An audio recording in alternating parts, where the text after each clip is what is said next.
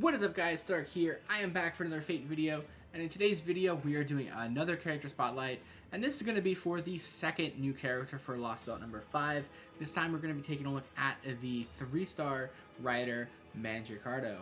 So Mandricardo is one of the new 3-star characters. Eventually he'll be added to the summoning pool for the friend point summons, but I believe until the event goes away he's going to be exclusively limited to the banner.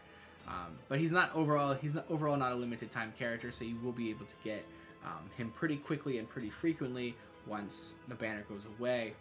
But yeah, there's a little interest between getting Europa or not, so it was really interesting to see that she wasn't on that banner. That does give more spotlight to Mandricardo. So with only having 2 servants, you know, obviously Orion is the big number 1, but now we have Mandricardo as number 2. So let's go ahead and take a look at him. So Mandricardo is actually a really interesting servant. It's weird though, because like he's kind of like a tank, but then he'll kill himself. So it's really interesting. But we're gonna go ahead and talk about his skills in a little bit, and you guys will kind of understand what I'm talking about there. I don't think I really explained it the best way, but once I get to talk about his skills, you definitely understand what I'm talking about. But before we get there, for his stats, he's only going to be a 3-star, so he's going to go up to level 70.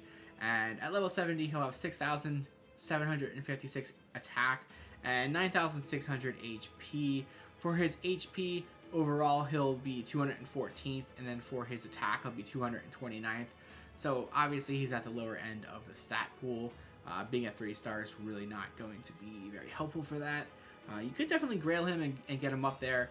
That's a very interesting strategy potentially to grail him. I don't know if I recommend it or not. I really haven't ever used Mandricardo, and this is kind of like one of the first times I've ever really like sat down and looked at his skills and actually seen exactly what he could do. And he does seem pretty interesting, but I don't know if it's worth the grails. His noble Phantasm generation is 0.86. Star absorption is 200 and star generation is 9. So he's got really good absorption, pretty good generation for both his, well, he has pretty good noble Phantasm generation and not so good star generation and only 9%. So yeah, he doesn't really need to generate stars because of what he does, but he'll definitely be able to gather the stars. If he can gather the stars, then he's going to be doing pretty good. So yes, moving on to his skills, as I said, he's a tank, but he's going to end up killing himself, and I don't mean that just because he's going to take the damage from the enemy teams and end up dying. Like, you don't want him to die from tanking. That's the problem. Like, if he dies from tanking, then it didn't work. Like, his strategy, his kit didn't work. But his first skill will increase his own defense for 3 turns and also increase the attack of all of your allies for 3 turns. So you get a 20% increase to your attack and a 30% increase to his own defense. That's pretty good. That'll definitely help him not die when he taunts. It's on a 5-turn charge time, so that's pretty good as well. Overall, I think it's a pretty basic but really good first skill to kind of set him up for his second and third skills. So speaking of his second skill, he can only use this when his HP is at 50% or below. And what he's going to do is he's going to increase his own attack 1 time for 1 turn. He's going to increase his own critical strength 1 time for 1 turn. He's going to remove defensive buffs from targets when attacking for 1 turn. And then after all of that's done, he's going to apply death to himself when attacking for 1 turn. So essentially what's going to happen here is he's going to go like Super Saiyan, do some really good damage, and then he's going to die. So it's like a last ditch effort. Go in, you know, guns blazing, do what you got to do, and then you're going to fall. So that's kind of what I was talking about. He's going to be a tank, but he'll just end up killing himself anyway. So before we really talk about the whole strategy behind it, let's go ahead and talk about his third skill. So he's going to increase his own quick card effectiveness and his own arts card effectiveness for 3 turns, and he'll apply target focus to him. So you're going to get a 20% increase to quick and arts cards for 3 turns. Really nice to get that 1 turn of target focus, which is really good. And I do like the fact that it's only for 1 turn as well. That way you can take that damage, get under 50% HP, and then you're good to go. So you don't get target focus again, because what's the point? You're probably going to die the next turn anyway, because you're going to be using your second skill. Theoretically anyway. As for his passives, He really doesn't have anything special here, just the classic Rider passive. So magic resistance for debuff resistance by 15%, and Riding B for quick card effectiveness increased by 8%. So overall, for his skills, I kind of really like his skills. They're unique, they mesh, they work together, which is kind of the same thing as mesh, but I really like it. I think it's really nice. So I will give him 4.5 stars for his skills. The only reason why I just take a half a point off is because he dies, he kills himself. So that part is unfortunate, but maybe if he stunned himself or something that doesn't like straight kill him, then maybe I would give him the full 5 stars. But 4.5 stars, not really that bad for a 3-star. So I kind of like his skills. I'm not gonna lie, like they look really nice. I mean, obviously he's not gonna last very long, but not a bad set if you ask me. So moving swiftly along to his command card deck and his Noble Phantasm, he's gonna have 2 quick, 2 arts, 1 buster, and the hit counts are gonna be 3 on the quick, 2 on the arts, 1 on the buster, 4 on his extra attack, and 4 on his Noble Phantasm, which is also going to be an arts card. So he's got a pretty good balance there, pretty good balanced deck, pretty good balance for the hit counts, Noble Phantasm, everything like that. It's pretty balanced, which is pretty nice. As for the Noble Phantasm itself, it's going to deal damage to a single enemy, and this will also decrease his own attack by 10% for 1 turn. And the overcharge effect will increase his arts, quick, and buster card effectiveness for 1 turn. So not a bad Noble Phantasm. Obviously the attack decrease is a little unfortunate. Not really sure what that's all about, but does some pretty good damage. And you know, you get that quick arts buster card effectiveness increase for 1 turn. That's a pretty big increase. You can go anywhere from 20% to 40%. You're gonna have him Noble Phantasm 5 pretty easily, so you should be able to overcharge it pretty quickly as well, and get to 500% pretty easily, I feel like.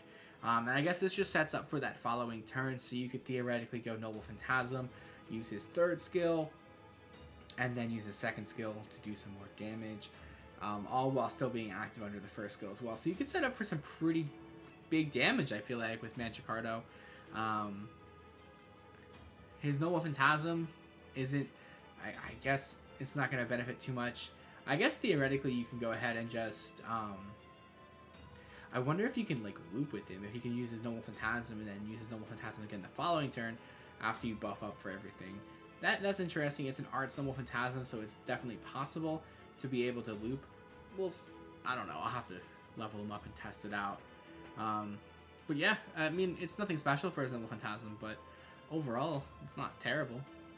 So yeah, as for overall damage output, I'm kind of torn here. I'm not really sure exactly how I want to do this, but I think I'm just gonna go ahead and give him 5 stars. Maybe that's a little bit generous. I don't know how the fact that he's a 3-star will impact the amount of damage he could do. But if you look at his skills, you know, he's got a 20% attack increase, a 50% attack increase, a 100% crit increase. He's gonna increase all of his card effectiveness, potentially doubling up on quick and arts cards. He's got a decently strong Noble Phantasm. Just overall, he has some really good stuff. So he could do a ton of damage, and I don't know. We'll have to try it out and see what happens, but I feel like Mandricardo can hit pretty hard. As for his critical ability, though, I am only going to give him 3.5 stars. He only has that 1 skill for that huge burst of critical strength for 1 time over the course of 1 turn. So that's pretty good. Pretty much going to set up a huge 1 attack. So outside of that, he doesn't have any sort of crits or anything like that. So 3.5 stars. That's about all I can spare there for him. For his Noble Phantasm, I am going to give him 3.5 stars as well.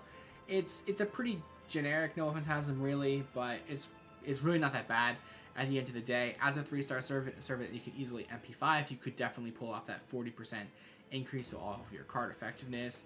Does some pretty good damage as well. And the only real drawback here is the fact that you're going to decrease your own attack, which really always sucks. But outside of that, and he doesn't really have anything to help him generate Noble Phantasm, so that part will be a little bit tricky. So the question is he going to die before he can actually fire off his Noble Phantasm? That's a big question, considering he has that target focus, and, you know, he's a 3-star, so he's got low HP. So there could be times where he just dies, flat out dies on his taunt before he can even pull off anything. But if he does pull it off, it's a pretty solid Noble Phantasm. For his survivability, I'm only going to give him 1 star.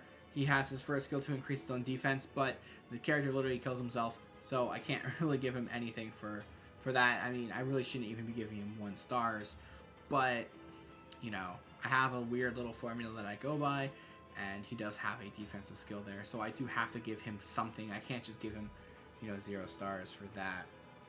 But yeah, I mean, he kills himself. He has a target focus, so it's just going to make it easier for him to die.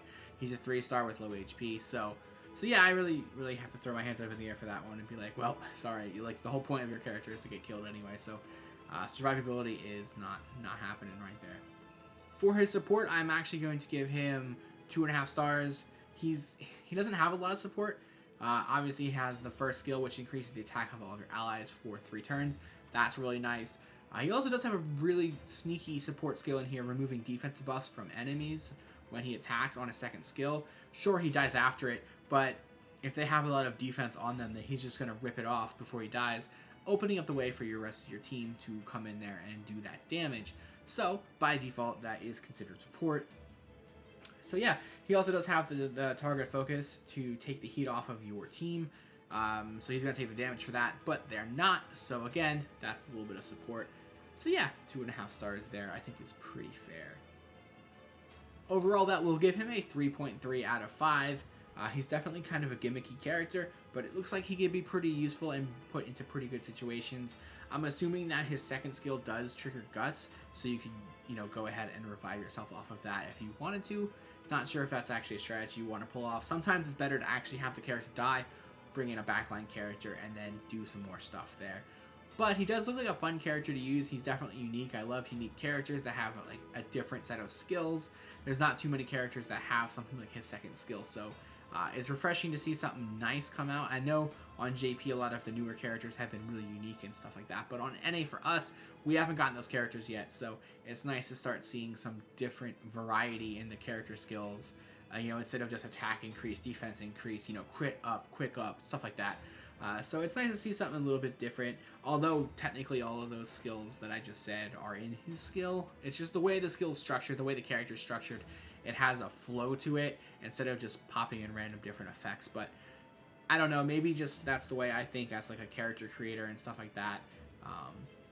Just having that character have some sort of design and goal in mind and flow is really important to me. And although he got a pretty low rating there, I do think he's a pretty fun character, and definitely a character that I will actually put a little bit of effort into trying to use going forward.